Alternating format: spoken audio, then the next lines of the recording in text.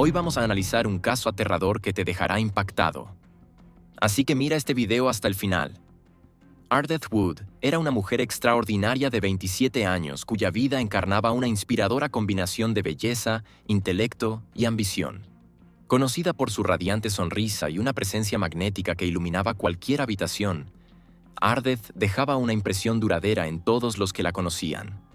Su amor por el conocimiento era insaciable y su agudo intelecto brillaba en cada empresa que emprendía. Ardeth estaba inmersa en las etapas finales de un hito personal y profesional significativo: obtener su título de doctorado en filosofía en la reconocida Universidad de Waterloo.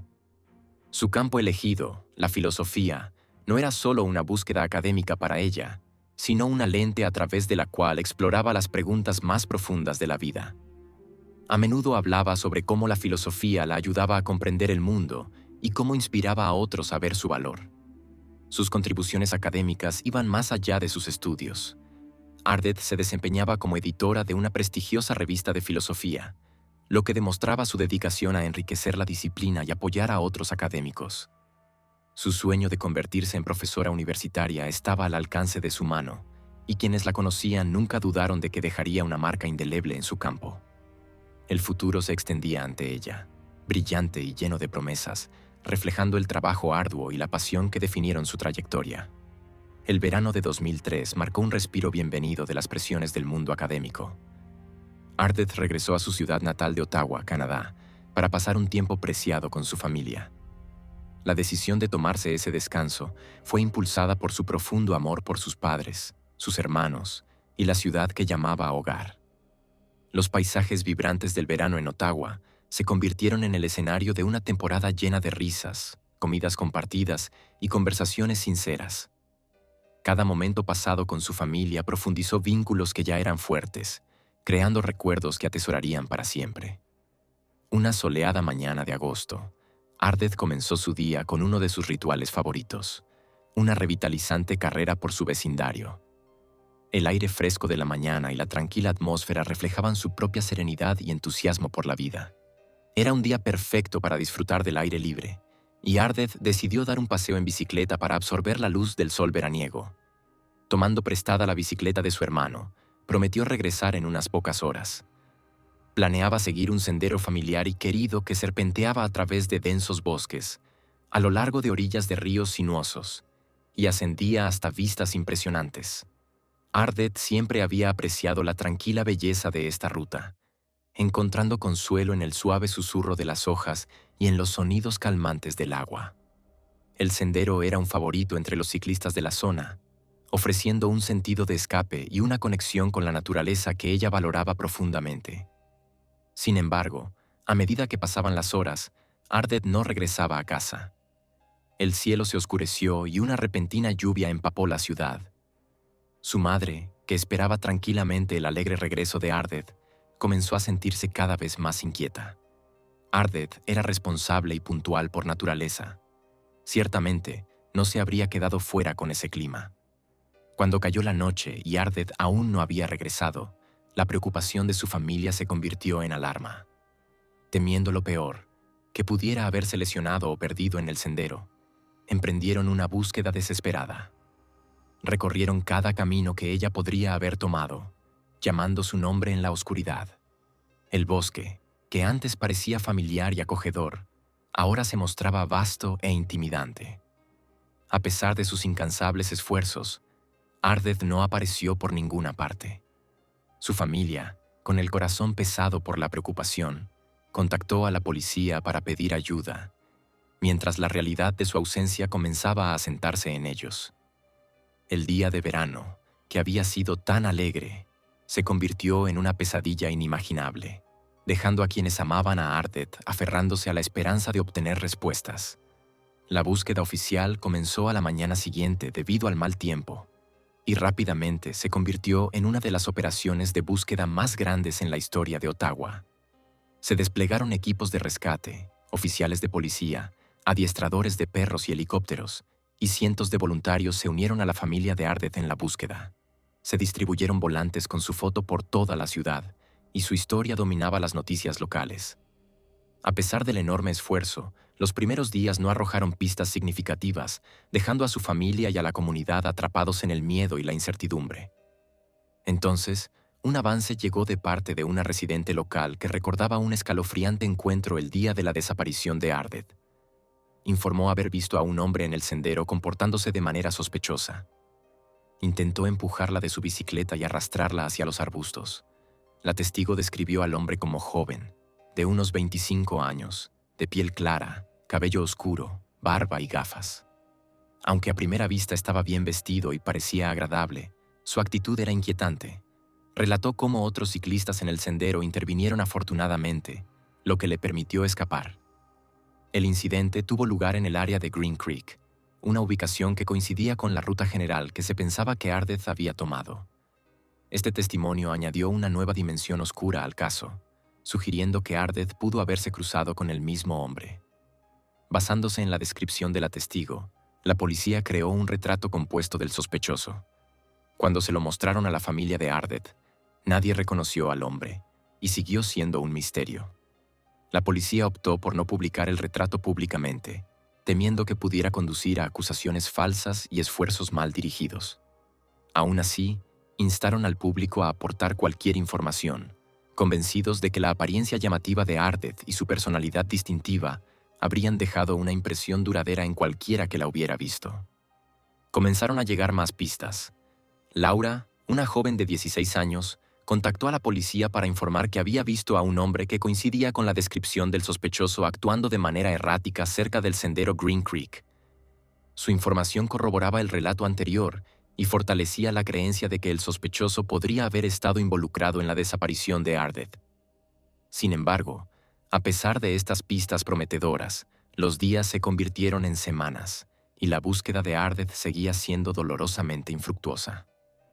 La desaparición de Ardeth dejó un profundo impacto en la comunidad, uniendo a las personas en su determinación por encontrarla. Los voluntarios continuaron explorando los senderos boscosos, revisando cuerpos de agua y pegando carteles. La familia Wood, a pesar de su dolor, se convirtió en una fuente de inspiración para otros, demostrando resiliencia y esperanza, incluso cuando las probabilidades parecían insuperables. A medida que avanzaba la investigación, el caso destacó preocupaciones sociales más amplias sobre la seguridad, especialmente para las mujeres que transitan solas por espacios públicos. La joven vibrante que antes irradiaba optimismo y brillantez, ahora se convirtió en un símbolo de la necesidad de vigilancia, acción comunitaria y justicia. Laura, la testigo de 16 años, también dio a la policía detalles escalofriantes sobre lo que vio el día en que Ardeth Wood desapareció. Mientras pedaleaba por el sendero Green Creek, notó a Ardeth sentada sobre una gran roca, aparentemente tomando un descanso de su paseo. La joven parecía tranquila, como si estuviera disfrutando un momento de descanso. Laura siguió pedaleando, pero pronto escuchó un grito que la hizo detenerse bruscamente. Al volverse, vio a Ardeth en una acalorada discusión con un hombre. Desde la distancia, era difícil discernir la naturaleza exacta de la interacción. El hombre no parecía estar siendo físicamente agresivo, y Ardeth no pedía ayuda visiblemente. Suponiendo que podría tratarse de una pelea de pareja, Laura dudó.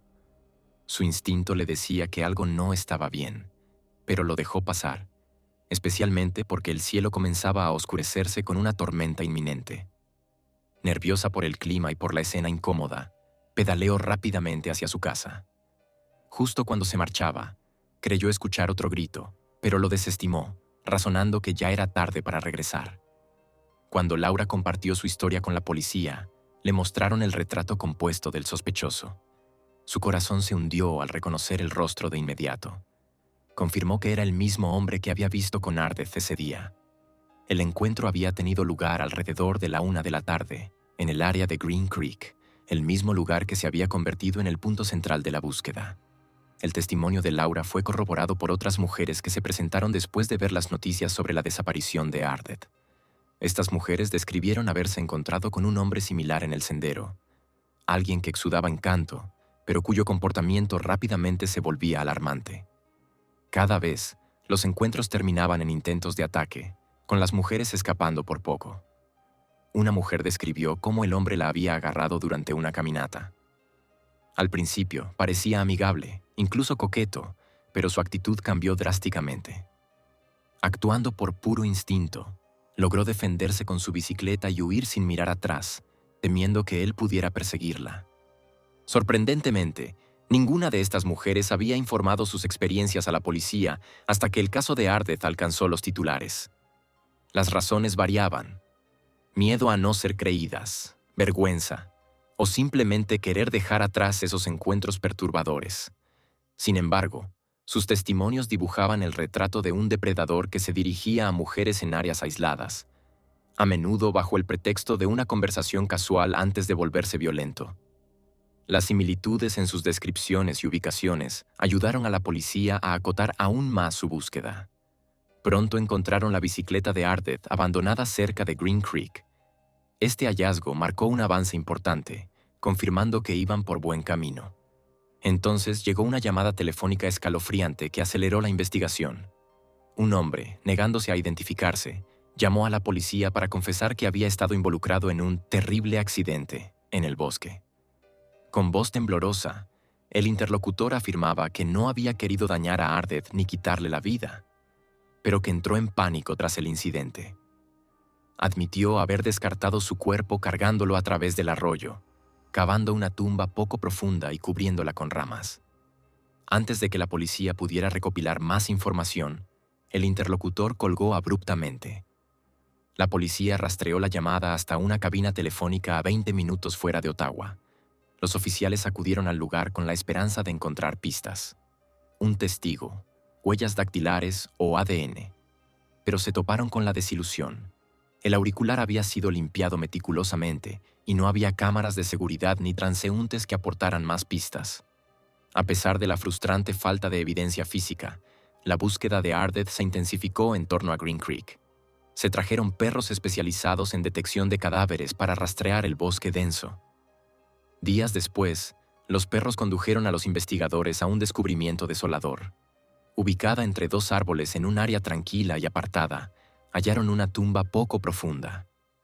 El cuerpo de Ardeth, enterrado apresuradamente y parcialmente al descubierto, yacía bajo una cobertura de ramas rotas. La escena sugería que el agresor había sido interrumpido, dejando el entierro incompleto.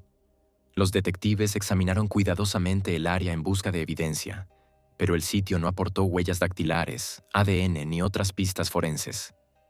El cuerpo de Ardeth fue enviado al médico forense, quien confirmó su identidad y proporcionó detalles desgarradores sobre sus últimas horas.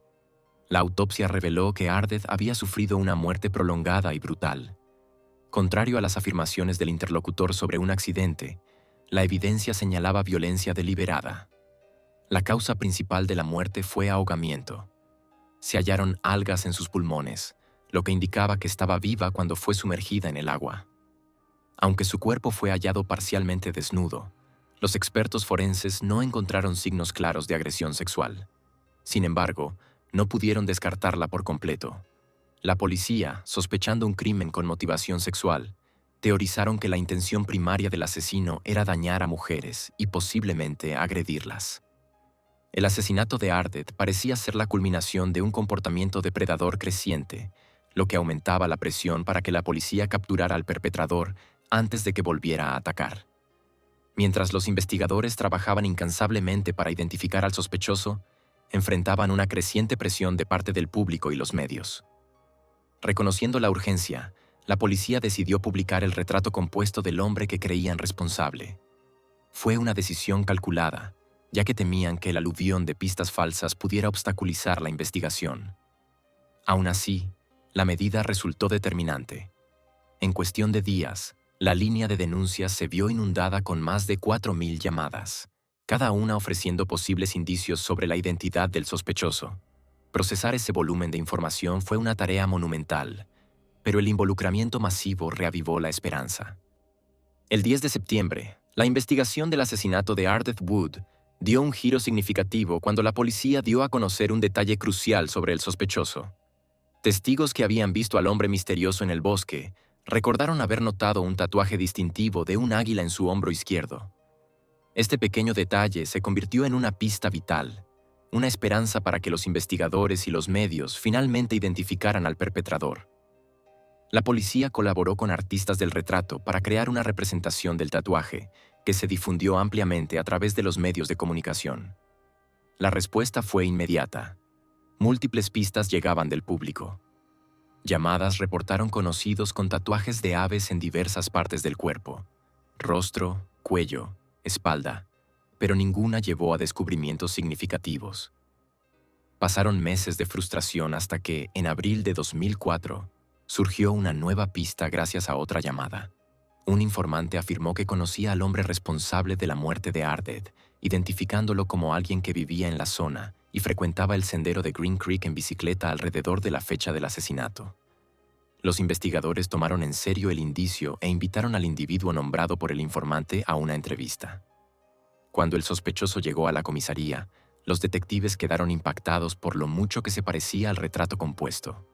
Tez clara, cabello oscuro, barba y edad aproximada a la informada. La conducta del hombre reforzó sus sospechas. Se mostraba visiblemente nervioso durante la conversación. Balbuceaba en sus palabras y evitaba el contacto visual directo. Cuando los detectives le pidieron que mostrara su hombro izquierdo, encontraron un tatuaje de águila justo donde los testigos lo habían descrito. Sus sospechas crecieron cuando supieron que el hombre tenía antecedentes penales, incluidos incidentes por agresión. Fue colocado de inmediato en el centro de la investigación y sometido a un interrogatorio de 3 horas. El sospechoso, sin embargo, permaneció desafiante y evasivo.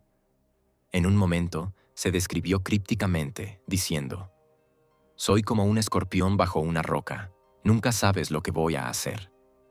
Al ser preguntado sobre su paradero el 6 de agosto de 2003, el hombre vaciló.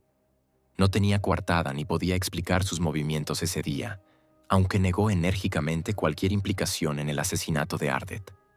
A pesar de sus sospechas, la policía carecía de pruebas concretas que relacionaran al hombre con el crimen. Él aceptó someterse a una prueba de polígrafo y, sorprendentemente, la aprobó con facilidad. Esto dejó a los investigadores en un dilema. Sin evidencia física ni confesión, no tuvieron más opción que liberar al sospechoso, aunque lo colocaron bajo vigilancia discreta. Durante las siguientes semanas, la policía continuó recopilando información e invitó al hombre a volver para nuevos interrogatorios. Sin embargo, él insistía en su inocencia y la investigación llegó a un callejón sin salida. En un intento desesperado por reactivar el caso, la policía de Ottawa anunció una recompensa de $50,000 por cualquier información que condujera a un arresto, una cifra sin precedentes para un caso de este tipo.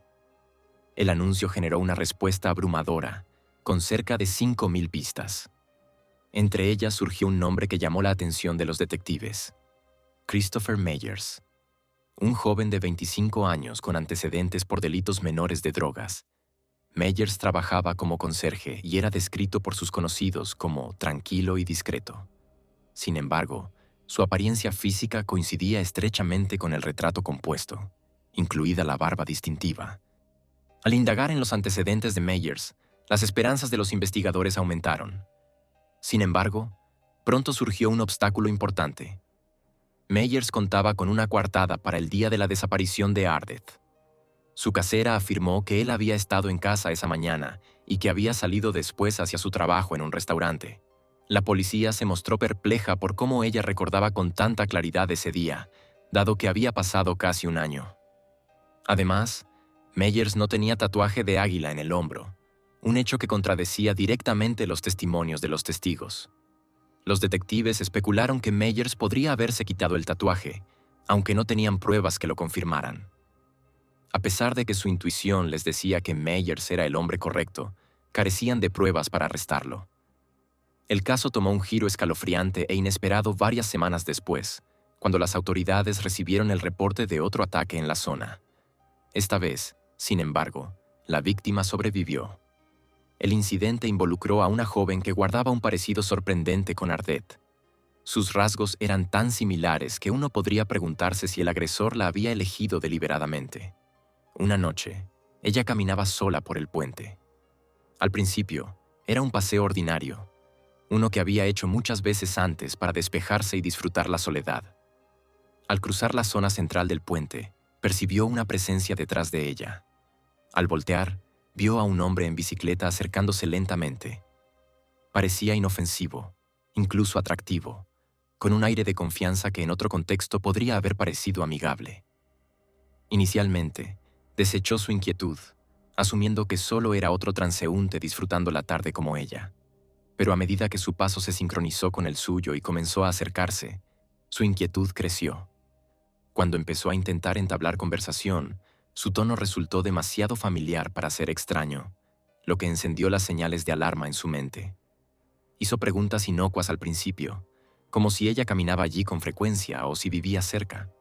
Ella respondió cortésmente, esperando que su desinterés lo disuadiera, pero él persistió, y sus preguntas se volvieron sutilmente invasivas.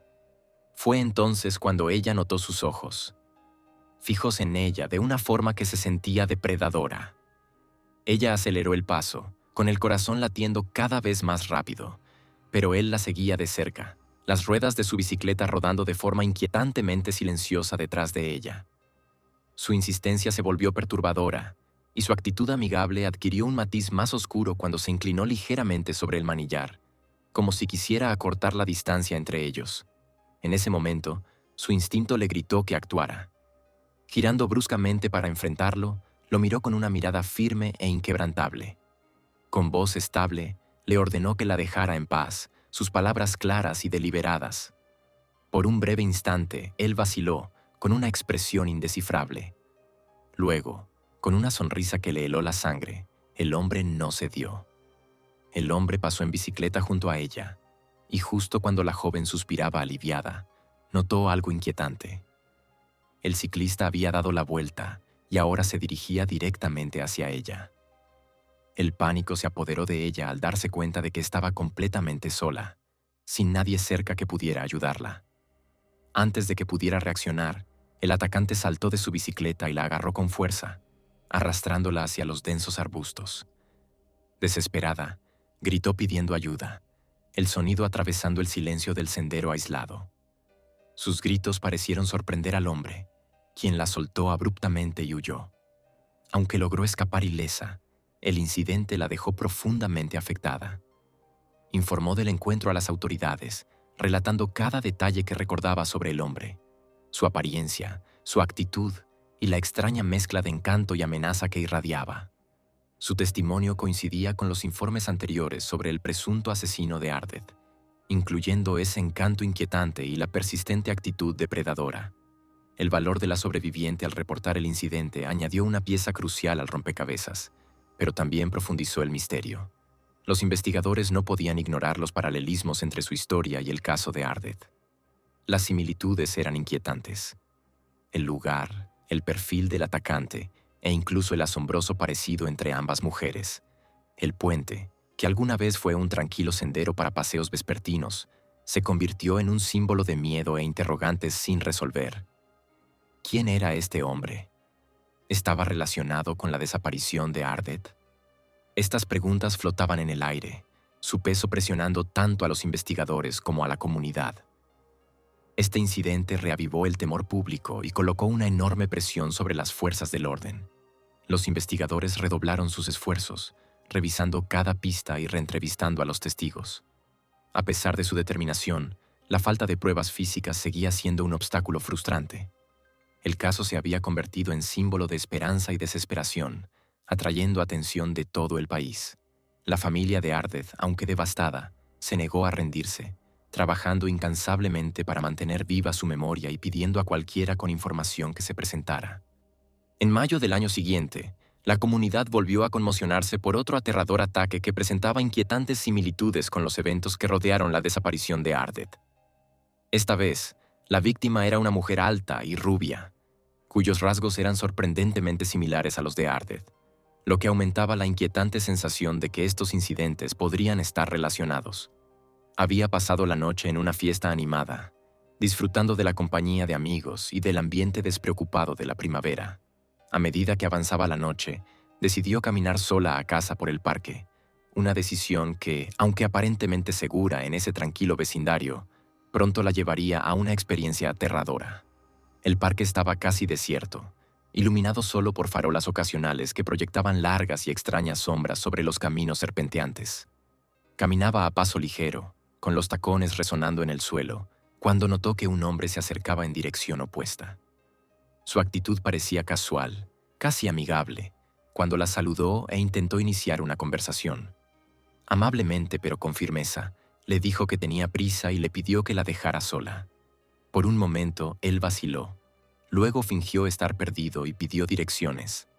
A regañadientes, ella se detuvo y le dio instrucciones breves, guiada por su instinto de mantener la interacción lo más breve posible. Esperando que eso fuera suficiente, reanudó rápidamente su camino.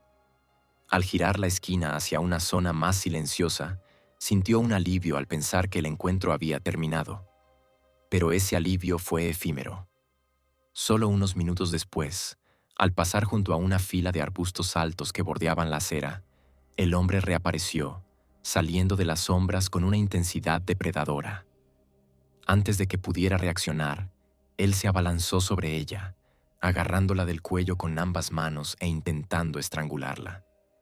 El ataque fue brutal y despiadado, la furia del hombre estallando como si viniera de algún oscuro y oculto monstruo interior.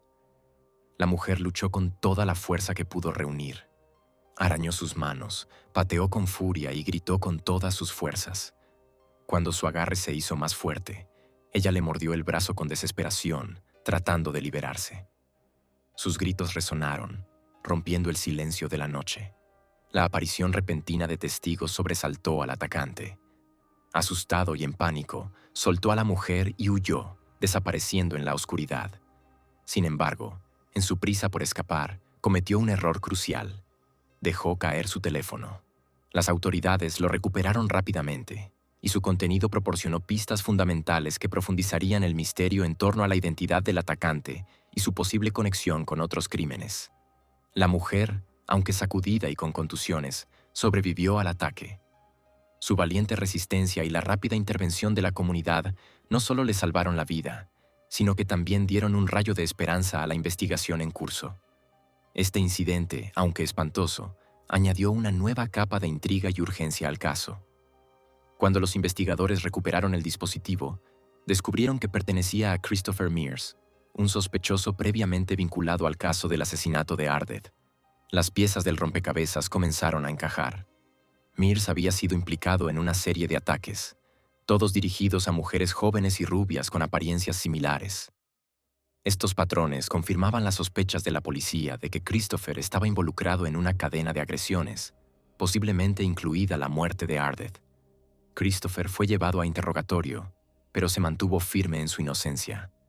Negó haber visitado Green Creek, tener alguna conexión con Ardeth o estar involucrado en los otros ataques. Admitió tener problemas de salud mental, incluida una agresividad incontrolable, pero afirmó que nunca había causado daño físico serio a nadie. Su actitud durante el interrogatorio alternaba entre una calma fingida y una irritación visible, lo que frustraba a los detectives. Observaron que sus dientes torcidos coincidían con una característica reportada por algunas víctimas y lo persuadieron para que se sometiera a una prueba de polígrafo. La sesión del polígrafo duró 5 agotadoras horas y Christopher la falló estrepitosamente. A pesar de ello, continuó afirmando su inocencia, desestimando los resultados del test como inexactos. Legalmente, los resultados no podían usarse como evidencia definitiva, lo que dejó a los investigadores en una encrucijada. Sin pruebas sólidas, no tuvieron más opción que liberar a Christopher. Sin embargo, permanecieron firmes en su determinación de construir un caso en su contra. Durante los siguientes 5 meses, los detectives recopilaron meticulosamente pruebas, entrevistando a todos los que tenían conexión con Christopher, desde familiares hasta antiguos compañeros de trabajo y una exnovia. La investigación reveló un retrato desgarrador del pasado problemático de Christopher. Nacido en una familia disfuncional marcada por el alcoholismo, soportó una infancia caótica llena de negligencia y abusos.